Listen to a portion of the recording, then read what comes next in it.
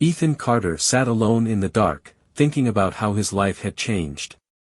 He used to think he had everything, a great job, a nice house, and a loving wife. But now, only the job and house remained. His nearly 5-year marriage to Laura, once a source of pride, had become a source of pain. They'd met at Haven Financial Group, where she started in admin support before becoming Derek Haven's executive assistant 7 months ago. Derek came from a family of wealth. His grandfather founded the company, and his father, Grant, ran it. Grant was a man Ethan deeply respected. After Ethan had been wounded in the Middle East, Grant helped him transition into civilian life and even offered him a job at the company during Ethan's physical therapy.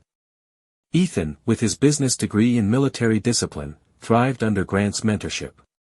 He completed his MBA and, soon after, fell in love with Laura when she joined the company. Grant had even paid for their honeymoon in Hawaii. But when Derek joined the company 3 years ago, things changed. Unlike his father, Derek was entitled and arrogant, rubbing everyone the wrong way. Grant had shared his concerns with Ethan. "I know I'll have to make him regional manager eventually," Grant said, "but I'm counting on you to help guide him. Can you do that?" Ethan had been honest with Grant. "He's too arrogant and doesn't listen. He spends more time flirting and using his name than doing his job. Even Laura thinks he's a walking sexual harassment lawsuit waiting to happen." Grant had sighed, admitting Derek's mother had spoiled him and hoping the job would mature him.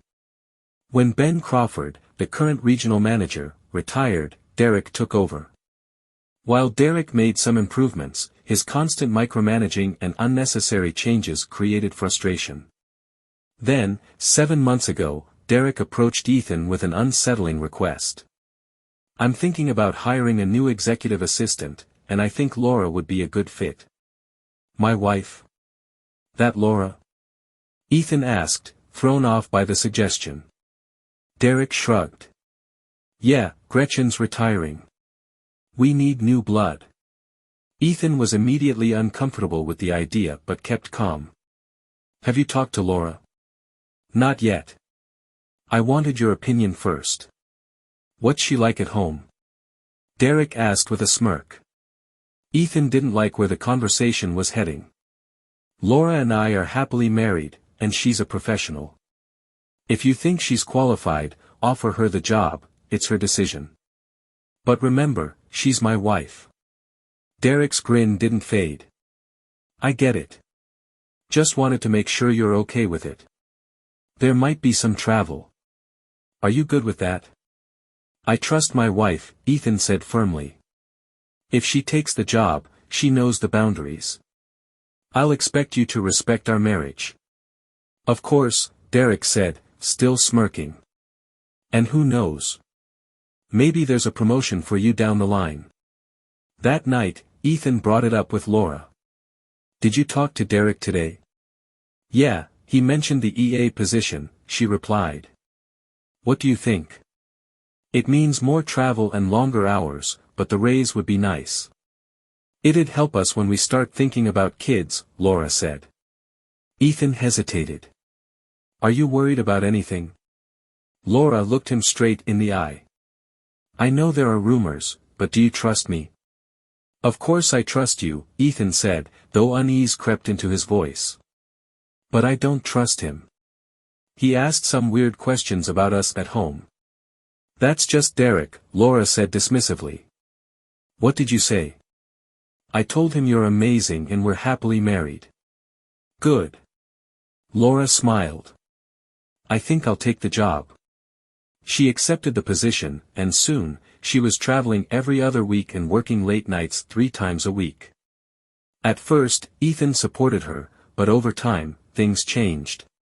Laura became distant, their physical relationship dwindled, and her attitude shifted.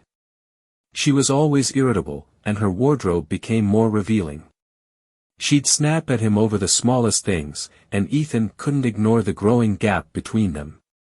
Then, about 3 months ago, Grant had a massive stroke and passed away, devastating the company. Derek, of course, expected to step in as CEO, but the board chose Mark Jennings instead, deeming Derek too inexperienced. This only fueled Derek's ego, and he began working Laura even harder, more trips, longer hours, and the stress it put on their marriage was undeniable. One Sunday, after Laura returned from another trip to New York, Ethan finally confronted her. "Laura, we need to talk." "About what?" she snapped, her irritation immediate. "About us. Derek's schedule is tearing us apart. We need time together." Laura sighed, clearly fed up. "I'm sorry, but things are crazy with Derek right now. Tell him you're taking a week off." "We need this," Ethan insisted, his frustration rising. After a long pause, she finally agreed. "You're right. I'll talk to him tomorrow." The next day, she came home in a much better mood. Derek agreed. "We can take next week off, but there's a catch." Ethan frowned. "What kind of catch?" "We have to go to a party at his place on Friday." "A party? What kind of party?" "Just a small get-together with some of his friends," Laura shrugged. "Mostly college buddies and a couple of clients." Ethan's gut told him something wasn't right, but he relented. "Fine. But I want you home at a normal time for the rest of the week." "I'll try, but we have the Henderson account dinner Wednesday night," Laura reminded him. Ethan knew the importance of the Henderson account, especially after Grant's death. "Okay, but other than Wednesday, I need you home. Deal?" Laura smiled as she wrapped her arms around him, whispering, "Deal," before kissing him. But as the week wore on, Ethan couldn't shake the growing sense that things were slipping further out of his control. Something about Laura had changed, and deep down, he knew it wasn't just the job. The next afternoon, Derek came into Ethan's office with his usual smirk. "What can I do for you, Derek?" Ethan asked, already on guard. "Laura says you're in for Friday night," he said. The way Derek casually called her Laura grated on Ethan. "Yeah, as long as she's home on time this week and we take next week off." "What kind of party is this?" Ethan asked, trying to gauge the situation. "Just a few college buddies and a client." "Keep it casual, just bring Laura," Derek said, grinning like it was some kind of inside joke. The way Derek said Laura kept gnawing at Ethan. "Do you call her that to her face?" he asked, trying to sound casual. Derek raised an eyebrow. "Yeah, why?" "Just curious," Ethan muttered, though it bothered him more than he let on. That night, Ethan brought it up with Laura. "Do you let Derek call you Laura?" "You never let me call you that." She shrugged. "He's my boss, he can call me whatever he wants." The way she dismissed it stung, but Ethan dropped it. For the rest of the week, aside from the Wednesday night Henderson dinner, Laura was home on time, and their physical connection improved. Still, something felt off. On Friday night, Ethan watched Laura get dressed. Her outfit was way more revealing than usual, a short dress with high slits, no bra, and a tiny strip of fabric underneath. Ethan couldn't help but stare. "Wow, you look amazing." "Maybe we should stay home," he said, half joking. She smiled. Later. "Derek asked me to wear this tonight." "Of course, Derek. Just be careful, someone might get the wrong idea," Ethan said, uneasy. She chuckled. "Everyone knows their boundaries." They arrived at Derek's townhouse in the ritzy part of town. As soon as he opened the door, Ethan caught a strong smell of marijuana. Derek introduced Ethan to his buddies, Brian, Chris, and Rob, but didn't bother introducing Laura, which set Ethan on edge. "Laura, you look hot," Derek said, not even trying to hide his admiration. Laura smiled, doing a little spin as the guys all nodded in agreement. Ethan's discomfort deepened. Derek handed them drinks. Laura gulped hers down, but Ethan just sipped his. He'd quit heavy drinking years ago. Ethan sat across from them, watching closely as Derek settled next to Laura on the love seat. After some small talk, the conversation turned to Ethan. So, Marines, huh? Derek said. Yeah, 5 years before a medical discharge, Ethan answered. One of the guys asked, ever see combat? Take anyone out? Ethan nodded. Yeah, both. Laura looked surprised. You never told me that. It's not something I like to talk about, Ethan replied, not wanting to go down that road. Then Chris pulled out a bag of weed and started rolling a joint. When it came around, Ethan passed. No thanks. I like to keep a clear head. Derek nudged him. Lighten up, Ethan, it's a party. You go ahead. I'm good. Your loss, Derek said, turning to Laura. Want a hit, Laura? To Ethan's shock, she grinned and nodded. Derek blew smoke into her mouth, and she inhaled deeply, coughing a bit but smiling. That's good stuff, she said, her eyes gleaming. Ethan was floored. This wasn't the Laura he knew. What was happening here? Derek put his hand on her bare thigh, patting it. I think of her as my work wife, he said, almost joking, but there was something in the way he said it that made Ethan's blood run cold.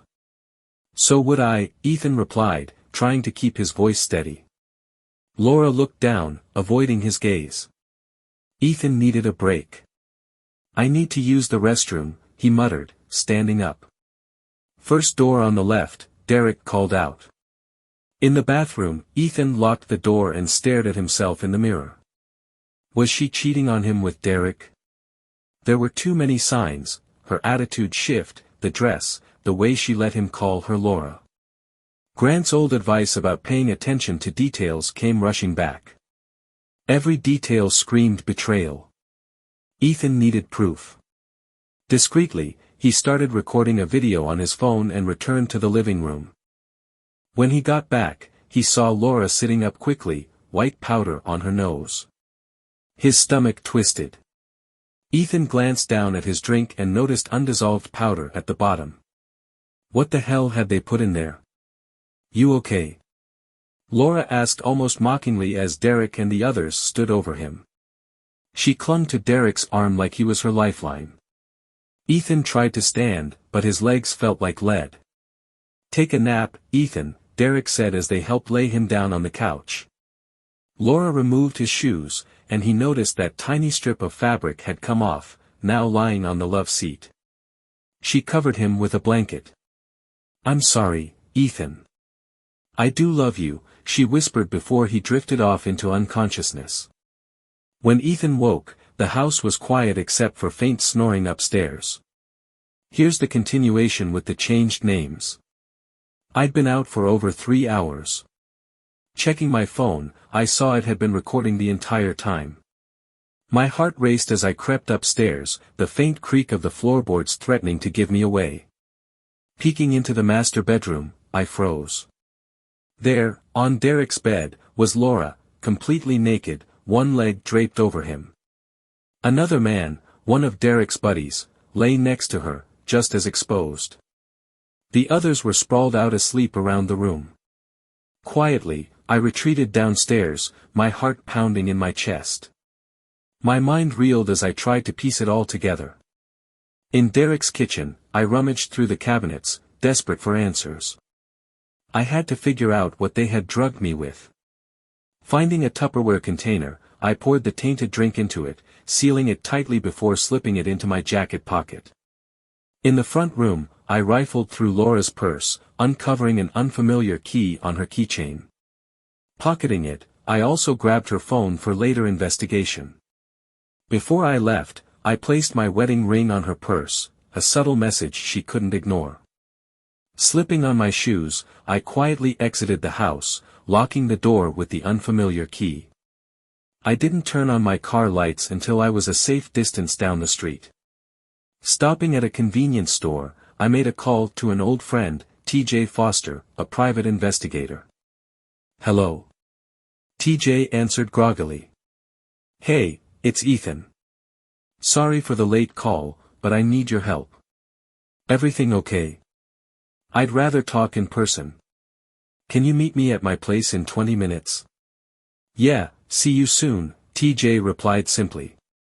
At the store, I bought a 12-pack of beer and a pack of cigarettes, despite not having smoked in years.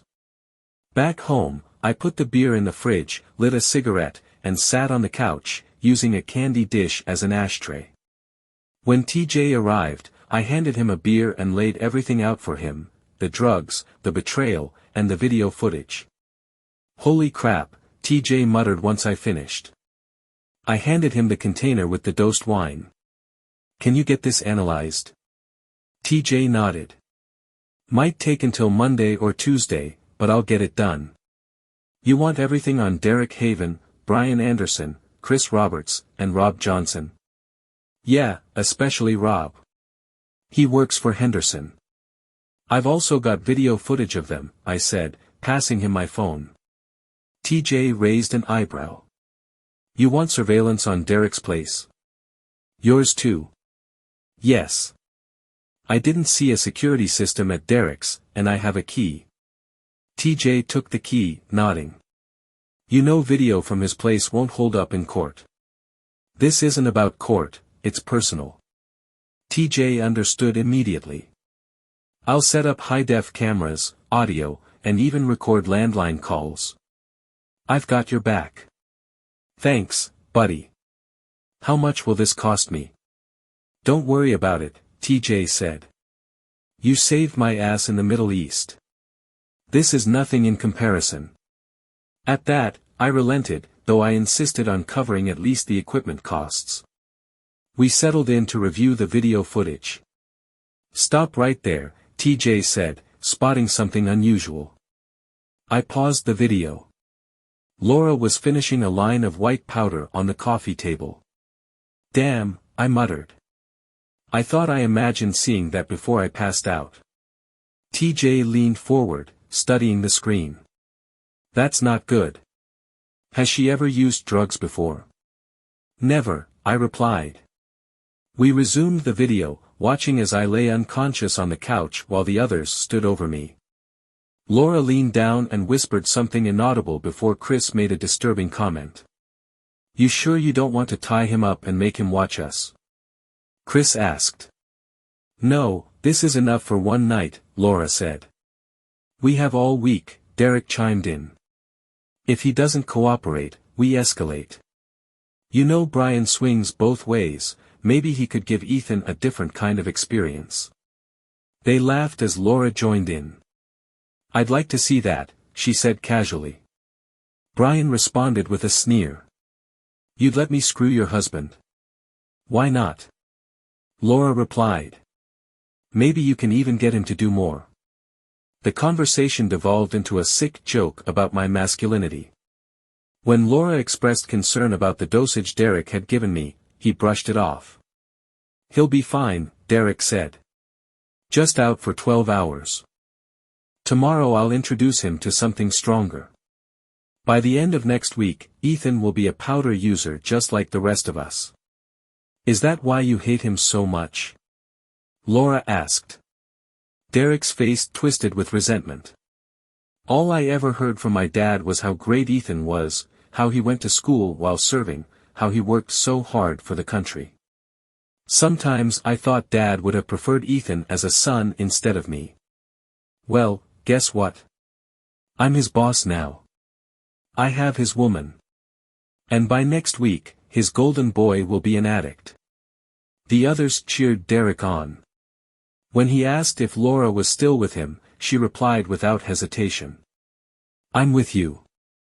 I've grown to love this too much to walk away. They assumed she meant Derek's physical prowess, and the conversation ended with them heading upstairs for what they called the real party. Laura's parting comment chilled me to the core. This time, make me airtight. The video captured the sounds of them upstairs. I stopped it, putting my head in my hands, overwhelmed. TJ placed a comforting hand on my shoulder. This is going to be tough, but we'll get through it. I nodded. Thanks, TJ. I know what I need to do now. What are you thinking? TJ asked cautiously. I'm divorcing her. No question, Ethan said firmly. TJ nodded, understanding the gravity of the situation. You should get away for a few days. Let me handle the rest. What's your plan? Ethan asked. TJ leaned forward. I'll gather more evidence and keep an eye on things. Trust me, they won't see it coming. Ethan was still fuming as he sat on the porch with a beer, watching TJ's friend, RK, finish wiring the house for surveillance. RK had insisted on Ethan's safety, advising him to lay low. We just witnessed a criminal conspiracy, someone's going to jail, but I need you safe, RK had said, shaking his head when Ethan offered to help. I can handle myself, Ethan argued. But RK wouldn't hear it. Remember Charlie Brandon? He's in Vegas now and owes me. He can set you up with a place. It's best you go there for a few days. Don't worry about the rest, I'll handle it. Ethan reluctantly agreed. Before leaving, RK wired the house with high-quality audio and video surveillance, storing the recordings on a cloud server and handing Ethan the access details. Don't do anything stupid, RK warned. Thanks, man. I appreciate it. Brother. Hurrah, RK replied before heading out. After RK left, Ethan got to work. He opened his laptop and transferred half of their joint bank account into a separate account he had maintained before their marriage. Then, he paid off and cancelled their joint credit cards, keeping only his personal card. Feeling a surge of anger, Ethan grabbed a hunting knife and shredded their wedding portrait before tossing it, along with photos of Laura, into the fireplace. He held on to her wedding dress, deciding to wait until she could witness its destruction. With a cold satisfaction, Ethan turned back to his laptop. He reviewed the incriminating video footage again and emailed it to himself. Then, he drafted a letter to Jason, the interim CEO, and the board members. In it, he detailed Derek's criminal actions, the drugging incident, and the potential scandals involving Laura and others. He attached the video and reminded them of Derek's moral clause, stating that while he would be on vacation, he expected a response by Tuesday. With the letter sent, Ethan sat back, lit another cigarette, and watched the smoldering pile of Laura's photos as the embers consumed her smiling face. Still seething, Ethan unlocked Laura's phone using the passcode he had set up for her. As he sifted through her texts, his fury deepened. Laura had been cheating on him with Derek for at least 6 months, growing increasingly disrespectful in the last 3 as she flaunted her infidelity. He found explicit pictures and videos of her with Derek and several others, including the 3 men from the party. Ethan's heart sank as he realized these were likely taken during her work trips. He copied everything and emailed it to himself from her phone. By the time he was done, he had downed 6 beers and used Laura's photos as an ashtray. As the sun rose, Ethan knew Laura would wake soon. He grabbed his rifle, locked the door, and laid on the couch, trying to catch some sleep. At 8:30, Laura stirred awake. She checked the time on Derek's nightstand and headed to the bathroom. By the time she came out, Derek and the others were getting dressed. Why don't you start breakfast? Derek suggested. Ethan's probably waking up and will want coffee. Sure, Laura said, slipping into a robe and heading downstairs. When she reached the living room, she noticed the Afghan tossed aside, Ethan's shoes gone. Panic washed over her as she frantically searched the house. She peered outside and saw that his car was missing and his wedding ring lay on her purse. Oh crap, she gasped, running back upstairs. Derek was lounging in the bedroom when she burst in. He's gone, she cried.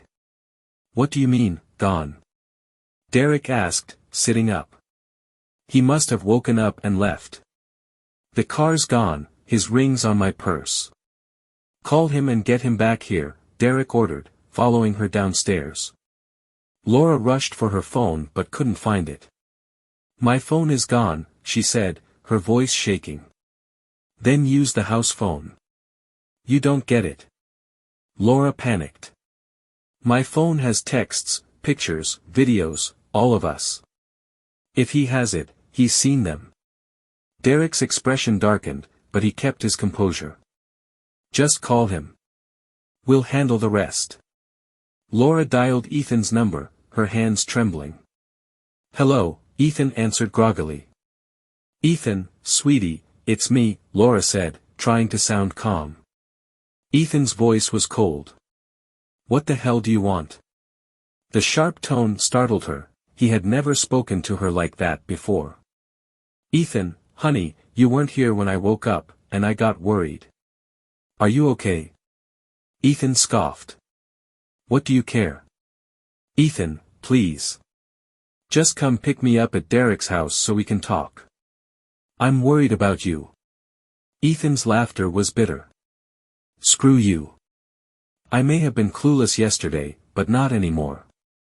You don't get to call me sweetheart or honey ever again. Ethan, please don't be angry, Laura begged. I do love you. We need to talk. You're damn right we do, Ethan growled. But I'm not coming over there. If you want to talk, walk or call an Uber. The only thing left to discuss is how we're splitting everything up.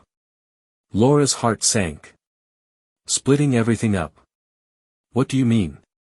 That's what happens in a divorce, Ethan snapped. I don't want a divorce. Laura shouted, panic rising in her voice. Ethan's silence on the other end was deafening. Finally, he replied, his voice cold and steady. Too bad, because that's exactly what's happening. And you'll get what's coming to you.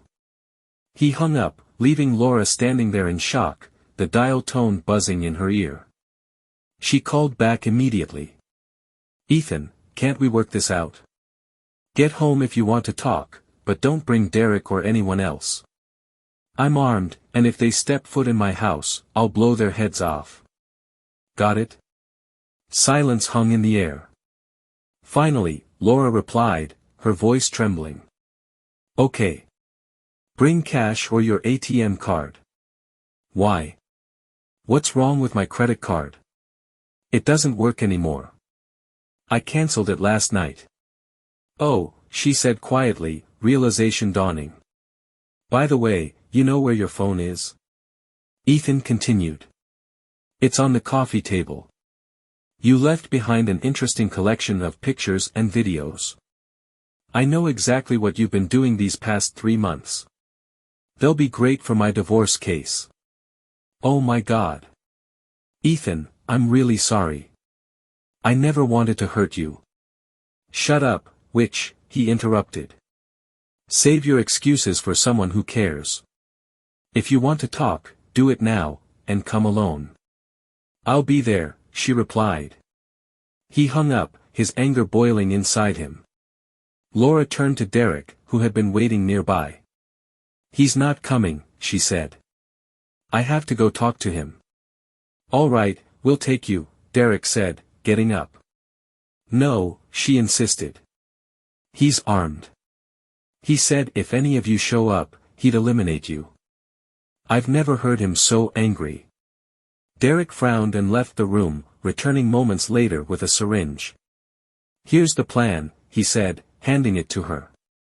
Put this in your purse, call an Uber, and we'll follow you. When you get a chance, inject him and call me. We'll pick him up. What is it? She asked, eyeing the syringe warily. A mix of sedatives. It'll knock him out fast. Just stick him with it and call me when he's out. She hesitated. Promise you won't hurt him. Derek smirked. We'll do our best. Right, boys? His friends laughed in agreement. Laura called for an Uber, which would arrive in 30 minutes. As she got ready, her heart raced with fear and guilt. When the driver arrived, she stepped outside, clutching her purse tightly. Derek and his friends parked a block away, unaware of the white van parked across the street. Ethan's phone buzzed. It was RK. What's up? Ethan answered. Just a heads up, RK said. My boys picked up a conversation between your wife and her crew. They're planning to drug you and kidnap you. It's in her purse. Damn, Ethan muttered, the weight of the situation sinking in. Be careful. I'll text you when they leave. Turn on your surveillance gear when she gets there. Thanks, RK. Half an hour later, Ethan received the text, on the move. Showtime, he muttered under his breath, stashing the rifle and activating the surveillance cameras. From the window, he watched as the Uber pulled up and Laura stepped out, her body tense as she clutched her purse. Ethan turned to the fireplace, watching the flames engulf photos and her wedding dress. When Laura walked in, she gasped at the smoke. Her eyes widened in horror. You're burning my wedding dress. Our pictures. Ethan, why are you doing this? I want you to see what your actions have done to us, he said flatly. She noticed the empty beer bottles. I thought you had a low booze tolerance. And I didn't know you smoked. I quit smoking. As for drinking, I get mean when I drink, just like you chose to become Derek's witch. Oh my God, Ethan, what have I done? You tell me. Since when do you snort cocaine? Who are these men you've been with? Mostly clients. Derek made me, she said, tears forming. Great. Your actions could ruin my life. How long have you been planning this? Was it your idea or Derek's? I never, she started, but he cut her off. Shut up, Ethan snapped, pulling out his phone. He played the recording of her earlier conversation with Derek. Her face drained of color as she listened. How did you get that? She whispered. It doesn't matter. What matters is that the board has it. We're getting divorced, and I'll make sure you spend a long time in prison. I want to know why, Ethan said coldly. You don't understand, she pleaded. It's a long story. Save it. Call Derek. Put it on speaker. Tell him you did it. I'll take it from there. Don't let him know I'm waiting. Got it? Okay, she replied, trembling. Ethan watched as she called Derek, her hands shaking. Derek, it's me. It's done. He's out. Good girl, Derek replied. We'll be right there. Laura ended the call, glancing nervously at Ethan. He'll eliminate me if he sees you're not out. Remember, no signals. Otherwise, I might eliminate you myself, Ethan warned, settling into a recliner and pretending to sleep. When Ethan saw Derek and his buddies approaching, he kept his eyes slightly open. Derek walked in, assessing the chaos. You did good, Derek told Laura. Now we'll put him in the trunk. As Derek reached for Ethan, he sprang to action, smashing Derek in the throat. Derek staggered, choking. Before he could recover, Ethan delivered a fierce kick to his groin. The other men rushed in, but RK's team stormed in from the van, detaining them in seconds. Derek collapsed, moaning in pain. Ethan slipped behind him, brandishing a hunting knife. Make your peace with God, Ethan hissed. I'm going to cut your head off. Derek's fear was palpable, and Laura recoiled in horror as Ethan pressed the knife against Derek's throat. Sergeant, don't do it. RK shouted. The police are on their way. He deserves to die, Ethan growled, his grip tightening on the knife. RK knelt in front of Derek, speaking calmly but firmly. Yes, but not by your hand. You'll end up in prison. Let the authorities handle it. Ethan hesitated, watching Derek tremble in fear. Finally, with a deep breath, he lowered the knife. RK quickly secured Derek's hands with zip ties and ordered Laura to lie face down. Hot tears streamed down her face as she watched their wedding photo burn in the fireplace. As the sound of police sirens grew louder, Ethan sank onto the couch, exhausted and numb. RK asked for Ethan's phone to coordinate with the police. Ethan handed it over without a word. When the officers arrived, they read Derek and Laura their Miranda rights. One officer picked up the syringe from the table. Is this what they plan to use on you? The officer asked. Yes, Ethan confirmed. After taking Ethan's statement, the officer nodded. You were lucky. No, Ethan replied. My fellow Marine had my back. The officer shook Ethan's hand. Take care of yourself. Once the police left, RK sat down next to Ethan, grabbing a beer from the table. Got another one of those? He asked. Yeah, I think there's 1 or 2 left, Ethan replied. Kind of early for this, don't you think? Not after this, RK replied, taking a cold bottle. How are you holding up? Like a rock about to crack, Ethan admitted, lighting another cigarette. RK handed him a card. Talk to Charlie. He'll set you up with a place in Vegas for a few days. Here's his number. I might do that. I've got some things to handle first. RK then handed Ethan another card, this one for a divorce lawyer. Zoe Parker. She hates cheaters. You're expected at 8 a.m. Monday. Thanks for everything, Ethan said. Semper Fi, brother, RK replied, clinking their beer bottles together. Later that day, Ethan received a call from Jason Thompson. Ethan, this is Jason Thompson. I got your email and saw the video. The board agrees with your letter. We're terminating Laura and Derek immediately. Thank you, Jason, Ethan said. We also think you should take a few days to unwind. Do you have somewhere to go? A friend in Vegas offered to look after me. I have a divorce lawyer appointment Monday. Sounds perfect. Enjoy your trip. We'll see you a week from Monday, Jason replied.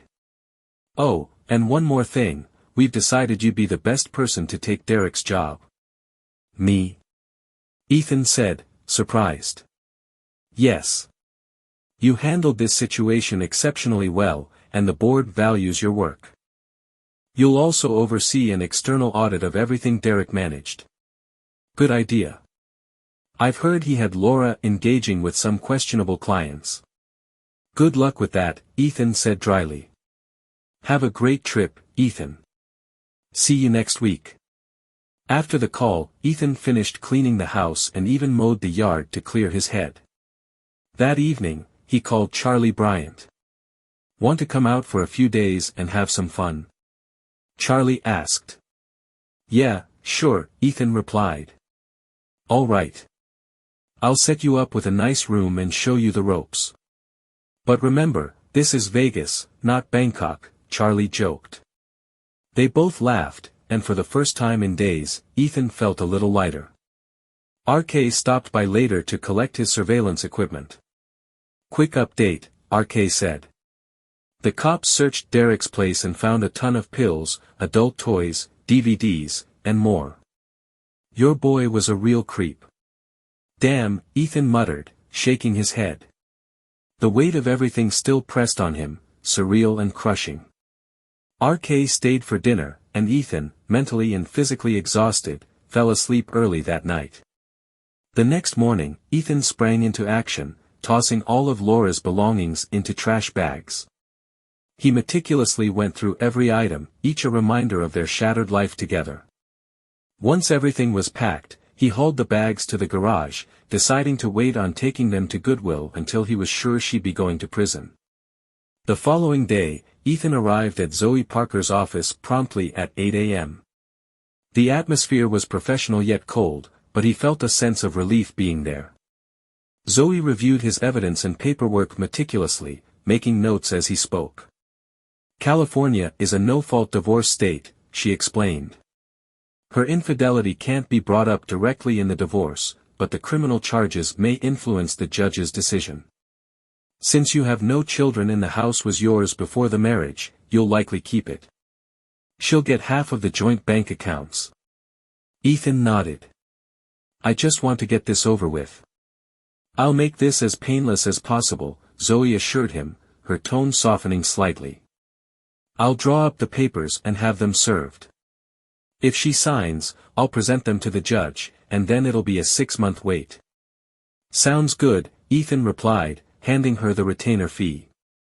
Ethan watched as Laura was brought out, her movements sluggish, her orange jumpsuit hanging loosely on her diminished frame.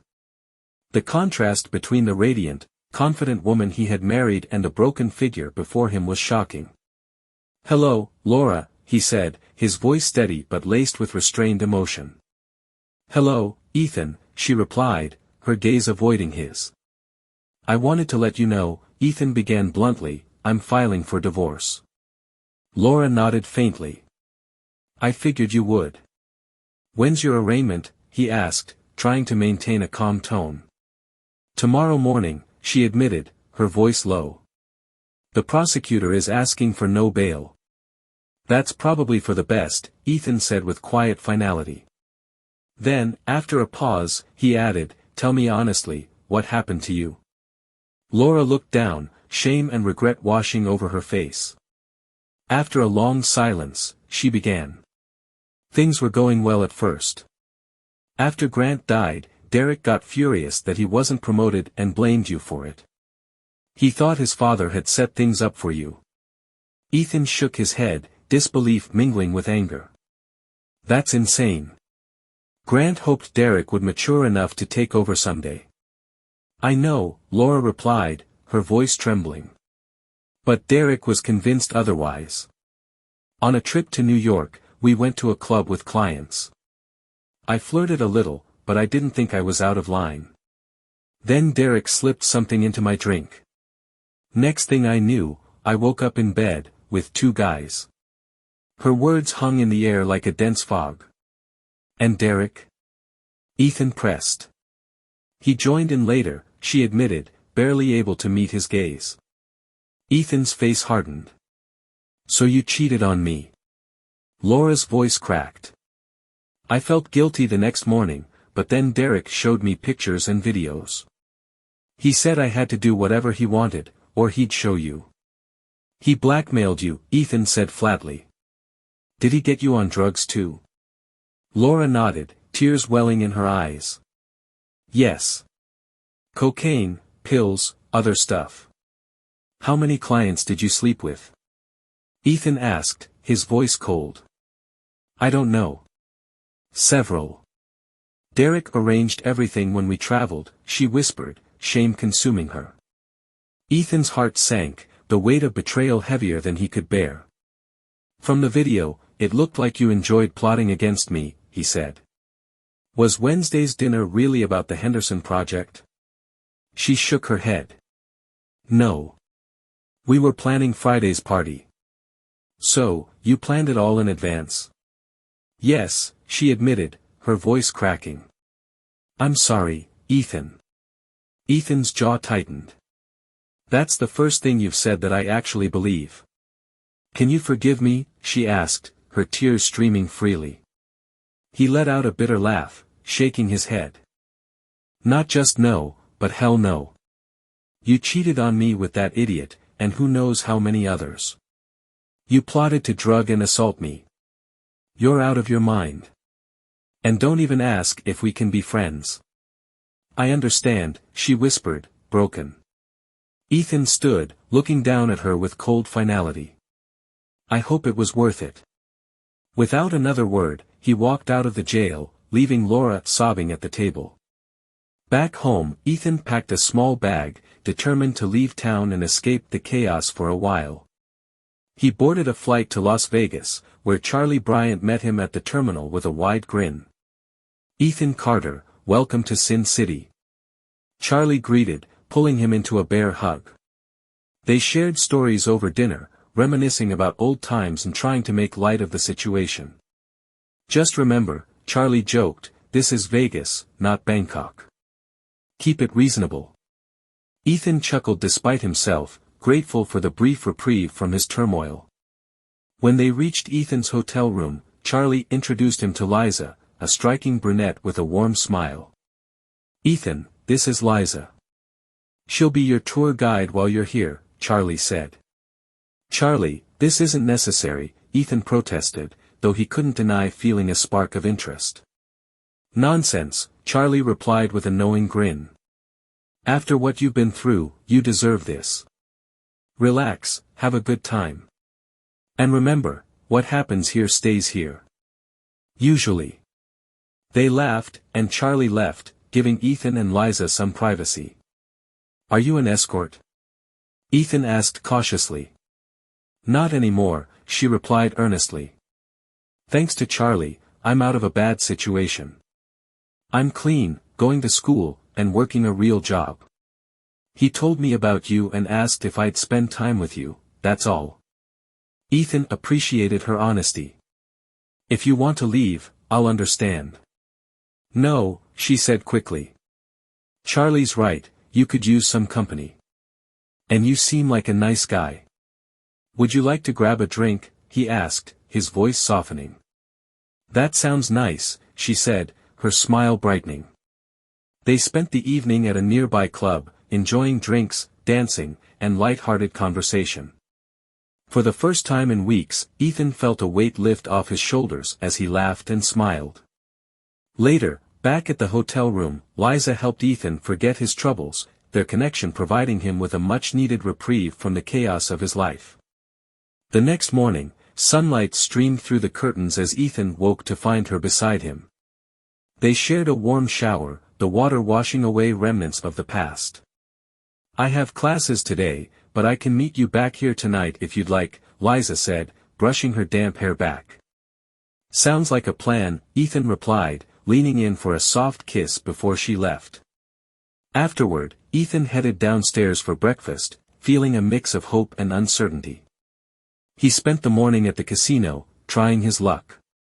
Following Charlie's advice, he found modest success at the tables, walking away with $300.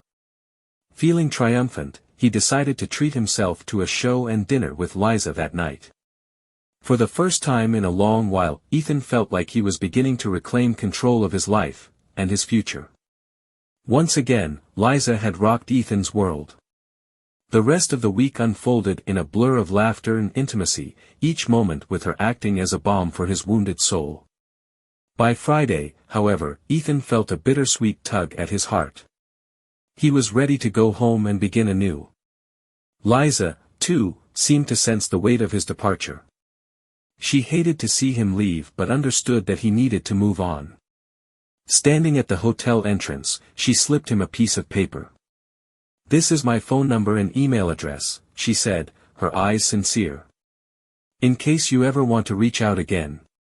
Ethan smiled, taking the paper. He liked her more than he had expected, but doubts lingered in his mind. She was much younger, with her whole life ahead of her. Still, he thought, who knows? The possibilities of their connection swirled in his mind as he drove home, a smile creeping across his face. Memories of Liza lit up his thoughts, her laughter echoing in his ears. When Ethan arrived home, he took a moment to gather himself before catching up on the latest news about Laura and her group. The judge, after thoroughly reviewing the prosecutor's evidence, had ordered all 5 held without bail. Relief washed over Ethan, justice was finally being served. Later that day, Zoe called with an update. "Laura's been served," she said. "And?"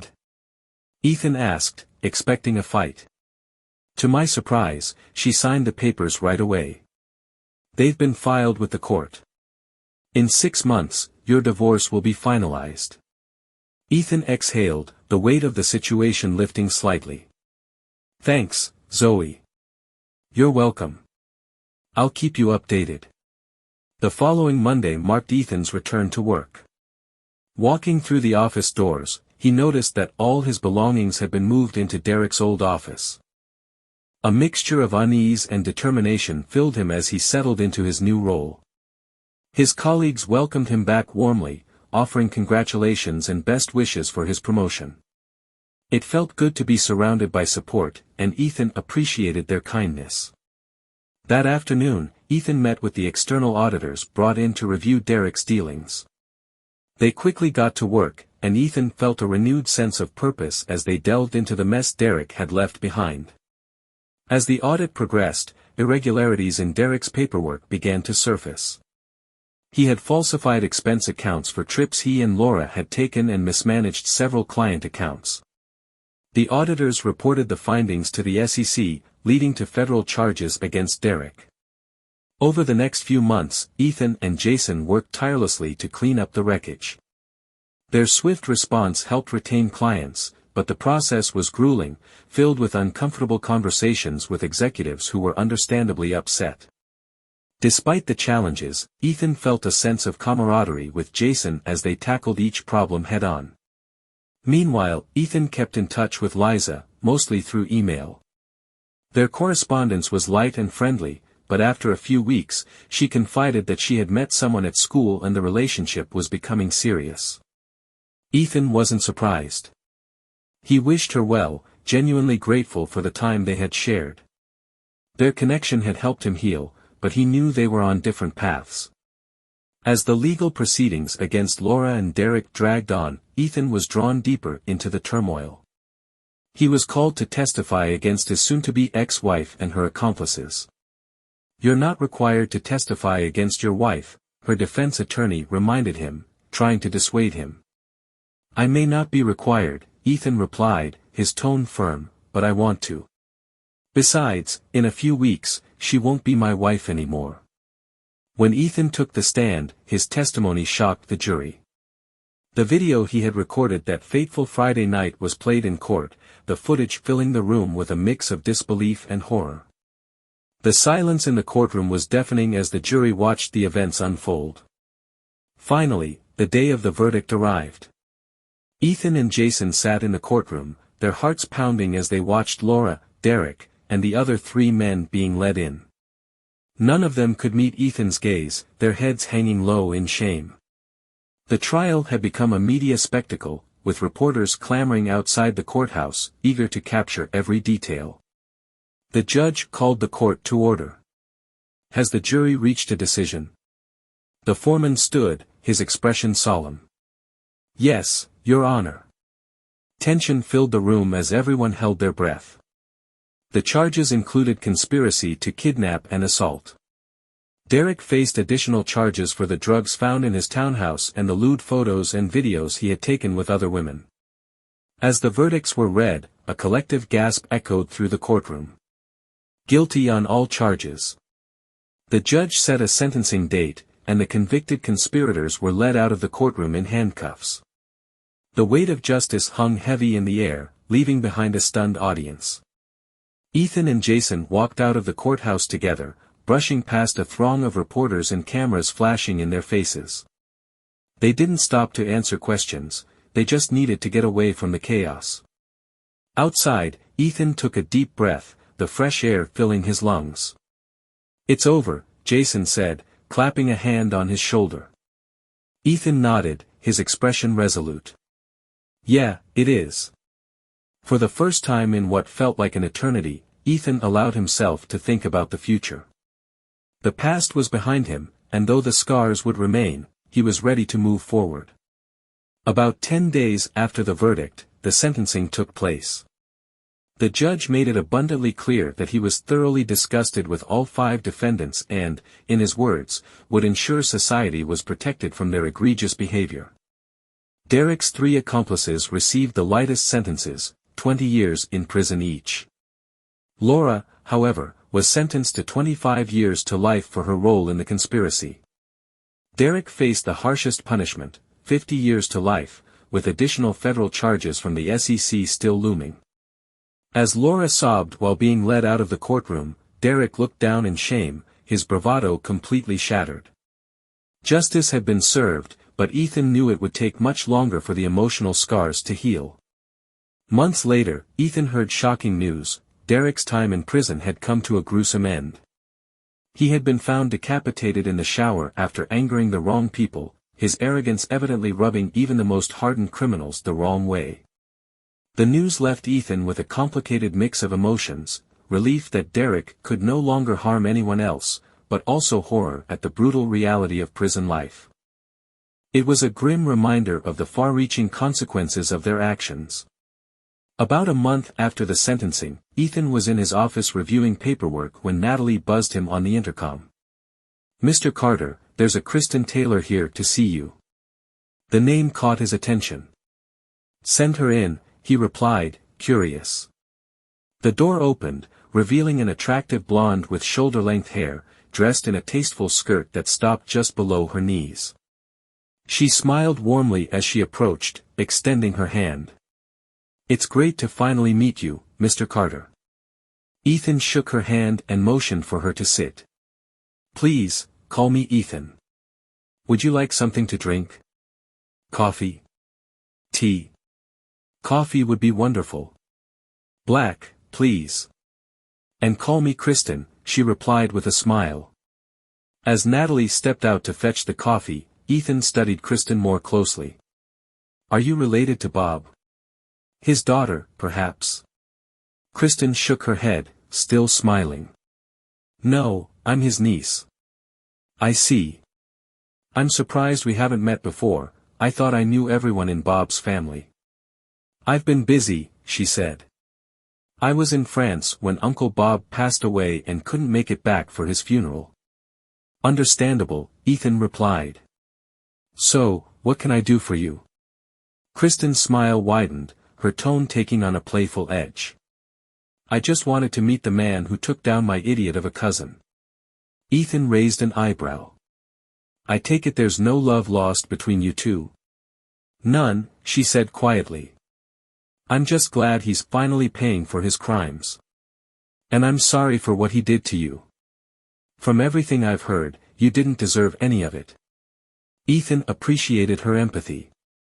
"Thank you. It's been a rough road, but I'm moving on." Kristen nodded. "I've heard a lot about you from my uncle. You're something of a legend in the family." Ethan chuckled. "So I hear. And you're a doctor?" "I am. I have a PhD in business and economics. I teach at UCLA," she said.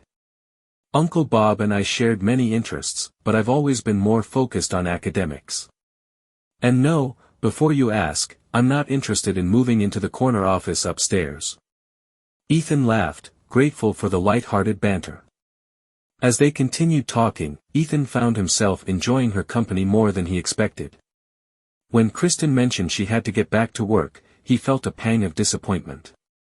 "Listen, Kristen," he said, gathering his courage. "I'd love to continue this conversation over dinner, if you don't mind being seen in public with a lowly MBA. Her eyes sparkled with mischief. "There's nothing lowly about an MBA. And I'd love to be seen with you in public. Dinner sounds great. How about Red Lobster tonight at 7? Ethan asked. Kristen handed him a card with her number and address. "Red Lobster it is. Pick me up at 6:30. "I'll see you then," Ethan replied, her smile lingering in his mind long after she left. That evening, over steaming plates of seafood, Kristen opened up about her past. She revealed that Derek had tried to assault her when she was just 18. "I was ashamed and afraid of being blamed, so I never said anything," she admitted.